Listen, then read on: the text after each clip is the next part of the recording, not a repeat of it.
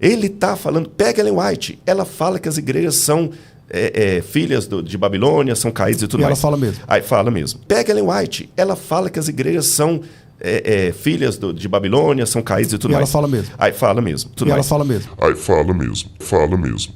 Quando as igrejas desprezaram o conselho de Deus ao rejeitarem a mensagem adventista, o Senhor as rejeitou. O primeiro anjo foi seguido por um segundo, proclamando: Caiu, caiu Babilônia, aquela grande cidade, porque ela fez todas as nações beberem do vinho da ira da sua fornicação. Esta mensagem foi entendida pelos adventistas como um anúncio da queda moral das igrejas em consequência da rejeição da primeira mensagem. A proclamação Caiu Babilônia foi feita no verão de 1844 e, como resultado, cerca de 50 mil pessoas se retiraram dessas igrejas. Segunda coisa que eu tenho que ver em relação a Ellen White, como ela vai modificando os tons que ela usa na linguagem dela ao longo da época. Como ela vai modificando os tons que ela usa na linguagem dela ao longo da época. Você tem uma Ellen White de 1827, quando ela nasce, e aí ela tem a primeira visão dela, questão de 1843, 44 ali, o Miller e tudo mais, até a organização da Igreja Adventista em 1863. Você vê uma Ellen White muito agressiva para falar assim, não temos que perder tempo, Jesus está voltando, temos que pregar o evangelho, não vamos perder tempo com escola, não vamos perder tempo com nada, não vamos comprar nada, até contra a organização da igreja.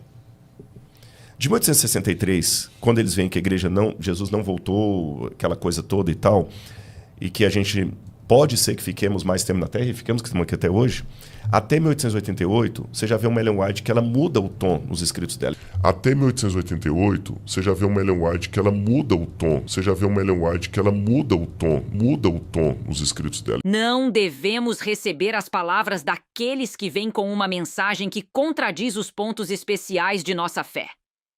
Eles reúnem um monte de escrituras e as empilham como prova ao redor de suas teorias afirmadas. Isso tem sido feito repetidas vezes durante os últimos 50 anos. E, embora as escrituras sejam a palavra de Deus e devam ser respeitadas, a aplicação delas, se tal aplicação mover um pilar da fundação que Deus tem sustentado nesses 50 anos, é um grande erro. Até 1888, você já vê uma Ellen White que ela muda o tom. Você já vê uma Ellen White que ela muda o tom nos escritos dela. Eu realmente penso que estamos em grande perigo e estamos indo cada vez mais atrás de exibições ambiciosas e mundanas.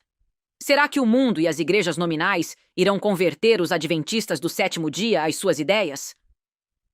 Nós dizemos, não. Pois bem, então vamos agir. Muda o tom nos escritos dela. Aqueles que tiveram oportunidades de ouvir e receber a verdade e que se uniram à Igreja Adventista do sétimo dia, chamando a si mesmos de o povo de Deus que guarda os mandamentos, e ainda assim não possuem mais vitalidade e consagração a Deus do que as igrejas nominais, receberão as pragas de Deus tão certamente quanto as igrejas que se opõem à lei de Deus. Somente aqueles que são santificados pela verdade comporão a família real nas mansões celestiais que Cristo foi preparar para aqueles que o amam e guardam seus mandamentos. Até 1888, você já vê uma Ellen White que ela muda o tom. Você já vê uma Ellen White que ela muda o tom. Não devemos pensar que os escolhidos de Deus, que estão tentando andar na luz, componham a Babilônia. As igrejas denominacionais caídas são a Babilônia. Muda o tom. E outro anjo o seguiu, dizendo: Caiu, caiu Babilônia, aquela grande cidade, porque a todas as nações deu a beber do vinho da ira da sua prostituição. Babilônia simboliza as igrejas caídas e sua queda denota a apostasia de Deus. Ellen White mudou a opinião dela, né? Não. Porque ela não mudou, eu acho. Não, veja bem. Algumas coisas ela mudou de opinião. Algumas coisas ela mudou de opinião.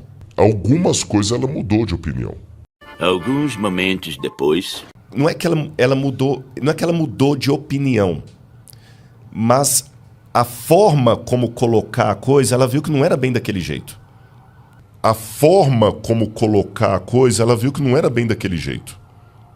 É nosso dever individual andar humildemente com Deus.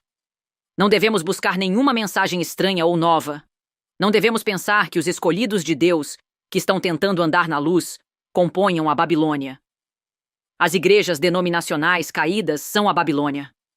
A Babilônia tem promovido doutrinas venenosas, o vinho do erro. A forma como colocar a coisa, ela viu que não era bem daquele jeito. Aqueles que afirmam que as igrejas adventistas do 7º dia constituem a Babilônia, ou qualquer parte da Babilônia, fariam melhor em ficar em casa. Que parem para considerar qual é a mensagem a ser transmitida neste momento. Em vez de trabalharem com as agências divinas para preparar um povo para permanecer firme no dia do Senhor, eles tomaram posição ao lado daquele que é acusador dos irmãos, que os acusa diante de Deus dia e noite. Agências satânicas têm sido movidas das profundezas e inspiraram homens a se unirem em uma confederação do mal, para que possam confundir, atormentar e causar grande aflição ao povo de Deus. Todo o mundo será agitado com inimizade contra os adventistas do 7º dia, porque eles não cederão homenagem ao papado, honrando o domingo, a instituição daquele poder anticristão. É obra de Satanás fazer com que sejam riscados da face da terra, para que sua supremacia sobre o mundo não seja contestada.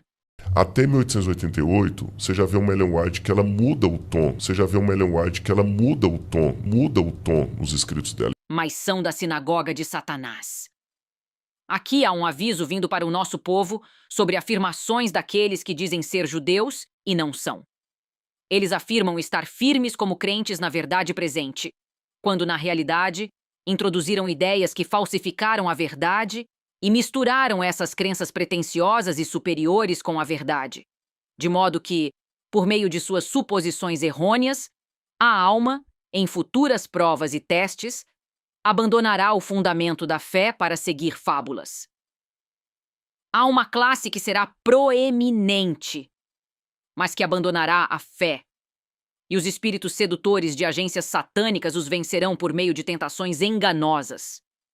Está claramente declarado sobre essa classe que eles afirmam ser judeus, e não são, mas são da sinagoga de Satanás. Ela respondeu para o Butler assim: foi providencial de Deus que você tenha perdido minha carta. Porque os escritos da irmã White, ela falava de si mesma na terceira pessoa, não devem ser usados jamais para decidir questões teológicas. Deixe que a Bíblia, e tão somente a Bíblia, fale. Eu estou dando um exemplo, mas ele não é único. Eu podia ficar até 2 horas da tarde. A chave hermenêutica adventista. Cada uma defende sua posição, pelo menos para sua própria satisfação, usando a Bíblia.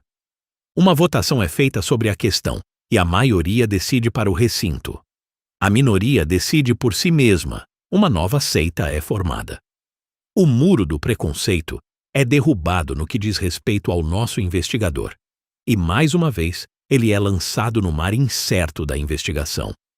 Isso ilustra o fato de que a maioria das denominações, pelo menos, não possui um tribunal final de apelação satisfatório, e que, embora a Bíblia seja infalível e constitua a base de toda a fé cristã, ela precisa ser interpretada de forma infalível para evitar confusão e divisão. Ela precisa ser interpretada de forma infalível para evitar confusão e divisão. Porque os escritos da irmã White, ela falava de si mesma na terceira pessoa, não devem ser usados jamais. Jamais. Para decidir questões teológicas. Deixe que a Bíblia, e tão somente a Bíblia, fale. Quão privilegiada é a Igreja Adventista do 7º dia por ter uma intérprete inspirada moderna, tanto do Antigo quanto do Novo Testamento.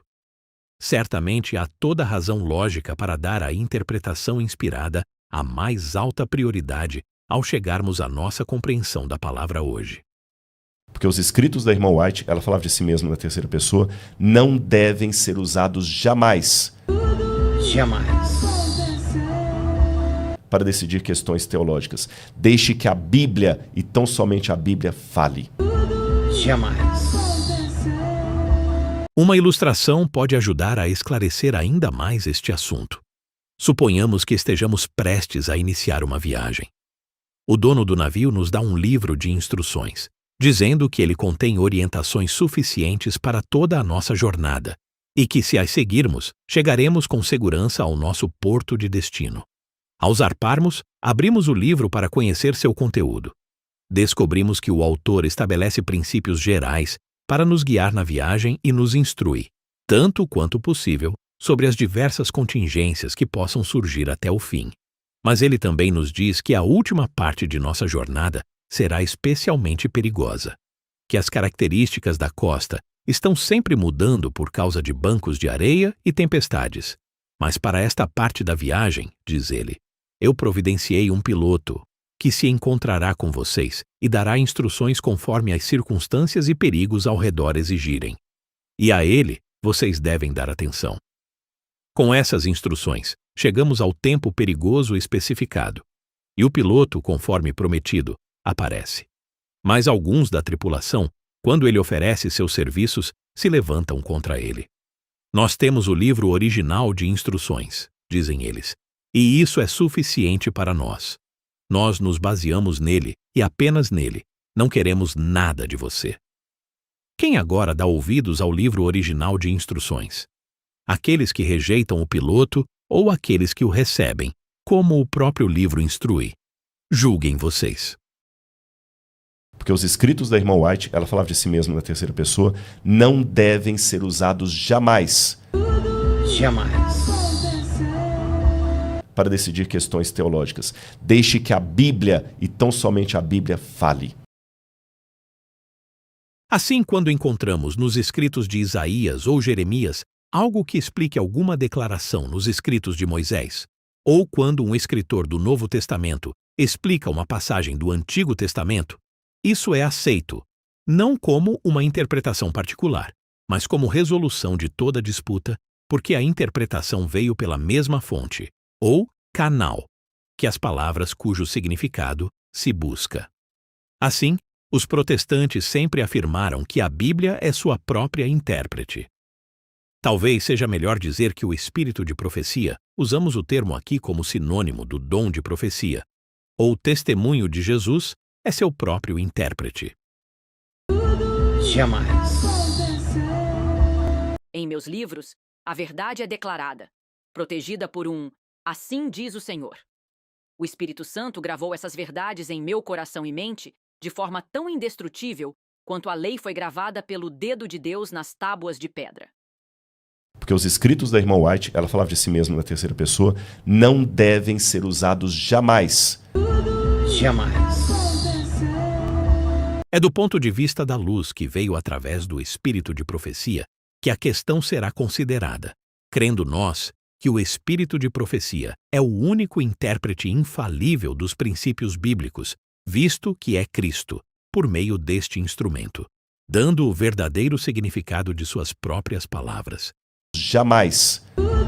Jamais. Eles também constituem um meio pelo qual Deus preserva o seu povo da confusão, apontando erros, corrigindo falsas interpretações das Escrituras e causando luz a brilhar sobre aquilo que está em perigo de ser mal compreendido.